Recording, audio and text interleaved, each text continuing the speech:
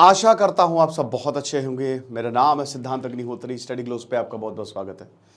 तो दोस्तों, आज 1 बजे आप हमसे ज़रूर जुड़िएगा। हम लाइव आएंगे और आपको कुछ बताएंगे। इंपॉर्टेंट लाइव सेशन है, डिस्क्रिप्शन कमेंट बॉक्स में लिंक है ही है।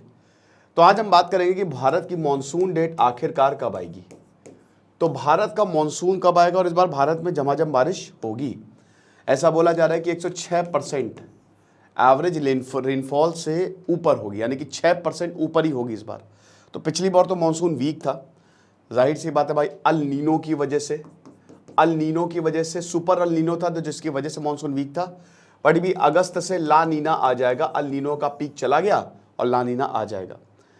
तो भारत इस समय एबव एवरेज रेनफॉल 2024 में रिसीव करेगा, ये आईएमडी के सेक्रेटरी ने बोला है।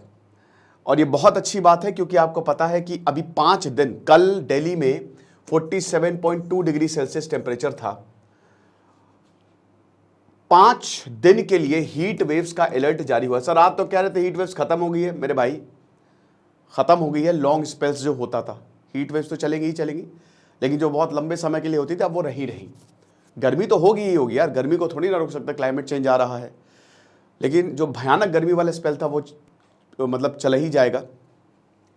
अब 18 मई है आज, तो चिंता होने की जरूरत नहीं। मई आधी बीत गई है, बस जून और बिता लो, 1.5 महीने बचे हुए हैं, फिर जुलाई से चीज़ें ठीक होने लगती हैं। तो एम रविचंद्रन, जो कि सेक्रेटरी है मिनिस्ट्री ऑफ अर्थ साइंसेज, उन्होंने बोला कि इस बार 106% बारिश होगी। जो लॉन्ग टर्म एवरेज होता है ना, इस बार 106% के करीब रहेगा। अब आपको पता है कि 31 मई को डेट दी गई है, सेफ साइड 1 जून बोला गया है।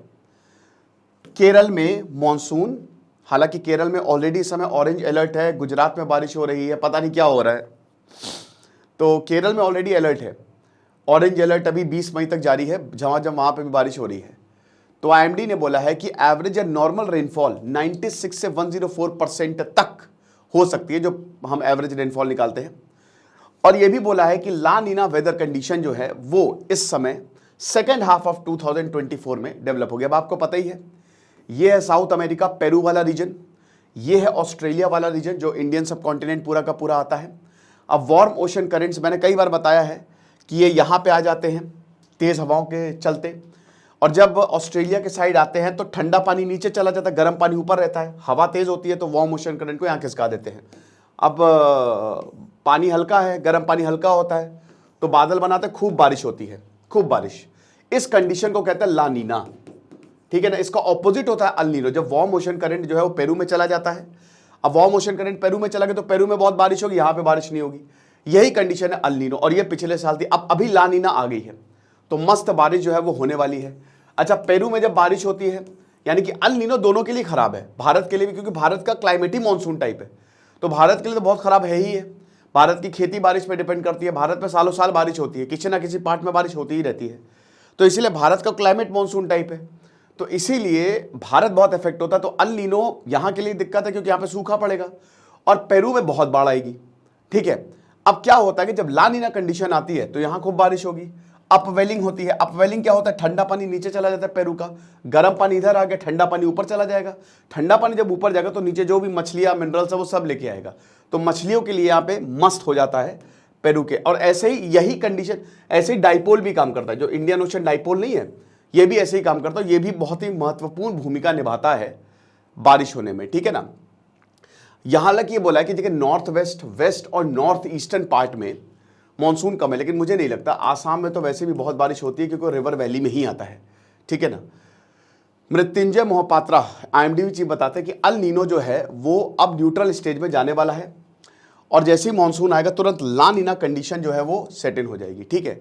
तो अगर हम मानसून प्रेडिक्शंस की बात करें तो वेदर डिपार्टमेंट ने यही बोला है कि सबसे पहली बात तो कोमोरिन और जो उसके अगल बगल तमिलनाडु एरिया है, कैमोरिन और तमिलनाडु एरिया में, तो वहाँ पे एक ट्रॉ है, यानी कि ऐसे डिप्रेशन, मतलब है कि वही लो प्रेशर एरिया, जिसकी वजह से लो प्रेशर एरिया है तो भाई यहाँ पे गर्म हवाएं आएंगी, और ज़बरदस्त जो है वो केरल, माहे, लक्षद्वीप, साउथ कर्नाटका, तमिलनाडु, यहाँ पे बारिश होगी, ठीक है। तो अगले 7 दिनों में आपको अच्छी बारिश यहाँ पे देखने को मिलेगी। पुडुचेरी, कराईकाल रीजन जो है वो अच्छी खासी रेनफॉल 17 से 19, यानी कि देखिए मानसून भले 31 मई को आएगा, हवाएं यहाँ पे 31 मई को आएंगी। मानसून आता कैसे, मैं कई बार बता चुका हूँ। जैसे ये भारत है, ठीक है ना। अब ये है इंडियन ओशन, अब आपको पता है जैसे ये लैंड है, ठीक है, और ये समुद्र है। तो ये समुद्र जो है, समुद्र देर में गर्म होता है, देर में ठंडा होता है। जो जमीन है वो जल्दी ठंडी होती है, जल्दी गर्म होती है।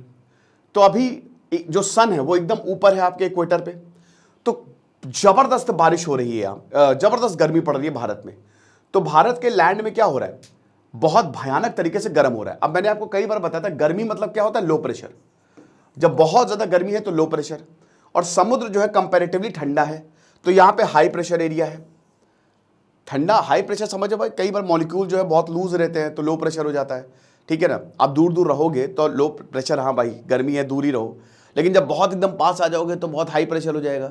तो वही जब बहुत कोई ठंडी चीज, बर्फ में मॉलिक्यूल्स बहुत क्लोज इंटैक्ट रहते हैं, बहुत क्लोजली पैक्ड रहते हैं, ठीक है, लेकिन गर्मी में थोड़ा दूर हो जाते हैं। जब भी कोई चीज गर्म करोगे तो मॉलिक्यूल जो है टूटने लगते हैं, दूर होने लगते हैं, तो हाँ प्रेशर रिलीज हो गया। तो वही हिसाब किताब है।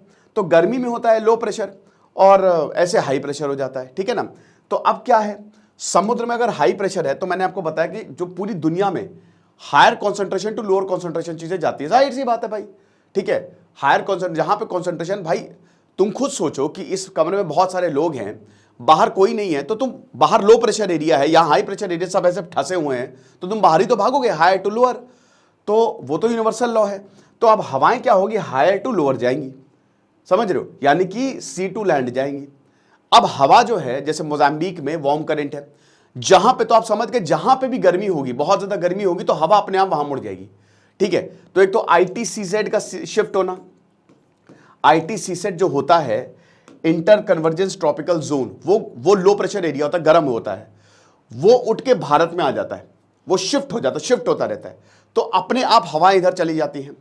उसके बाद अल नीनो ला नीना जो मैं ऑलरेडी बता चुका हूं, इंडियन डाइपोल, जेट स्ट्रीम्स का आना जो कि हिमालय से टकरा के सीधा नीचे आएंगी, लेकिन सबसे इंपॉर्टेंट साउथ वेस्ट मानसून का आना, मतलब क्योंकि यहां पे बहुत ज्यादा गर्मी पड़ रही है, तिब्बतन प्लेटो बहुत भयानक तरीके से गर्म है, तो भारत एक बहुत भयानक लो प्रेशर एरिया बन गया है। तो अब जितनी भी हवाएं हैं वो इंडियन ओशन से, जैसे भारत है, इंडियन ओशन से मॉइस्चर लेते हुए यहां केरल कोस्ट में टकराती हैं। अब क्योंकि ये साउथ वाला, ये साउथ डायरेक्शन है और ये वेस्ट से आ रहा है, तो इसको कहते हैं साउथ वेस्ट मानसून, या इसको ऑनसेट मानसून भी बोला जाता है। अब इसी में ही जुलाई से लेकर, मतलब जून से लेकर सितंबर तक झमाझम बारिश होती है, ठीक है ना। अब क्या है कि ये दो ब्रांचेस में बढ़ जाता है, इधर है अरेबियन सी, इधर है बे ऑफ बंगाल, तो इन्हीं ब्रांचेस की वजह से पूरे भारत में बारिश होती है, ठीक है। उसके बाद फिर वापस जनवरी में वापस घूम के नॉर्थ ईस्ट साइड से मानसून वापस जाता है, क्योंकि गर्मी अब नीचे चली जाती है। तो इस समय तमिलनाडु और नॉर्थ ईस्ट में बहुत ज्यादा बारिश होती है, इसको कहते हैं रिट्रीटिंग मानसून। तो हमेशा बारिश भारत में होती ही रहती है, ठीक है ना। तो ये पूरा का पूरा मानसून का पैटर्न है, इस वजह से भारत में बहुत जबरदस्त बारिश होगी। नॉर्थ वाले पार्ट में, नॉर्दर्न पार्ट में कब आएगा, नॉर्दर्न पार्ट में आएगा दोस्तों जुलाई के तीसरे वीक तक, आप ये मान के चलिए जुलाई थर्ड वीक तक नॉर्थ एरिया में हमारे अच्छी बारिश होने वाली है। और मुझे बताने की जरूरत नहीं है, राइस से लेकर वीट तक एवरीथिंग डिपेंड्स ऑन, अभी तो खरीफ सीजन चल रहा है, तो एवरीथिंग डिपेंड्स ऑन मॉनसून। जितना बढ़िया बारिश होगी उतनी बढ़िया हमारी खेती होगी। तो ये खुशखबरी है, सोचा आपको दे दूं, बस 1.5 महीने और इंतजार कर लीजिए, उसके बाद तो चीजें बढ़िया होंगी ही होंगी। खुश रहिए, पढ़ते रहिए। दिस इज सिद्धांत अग्निहोत्री साइनिंग ऑफ।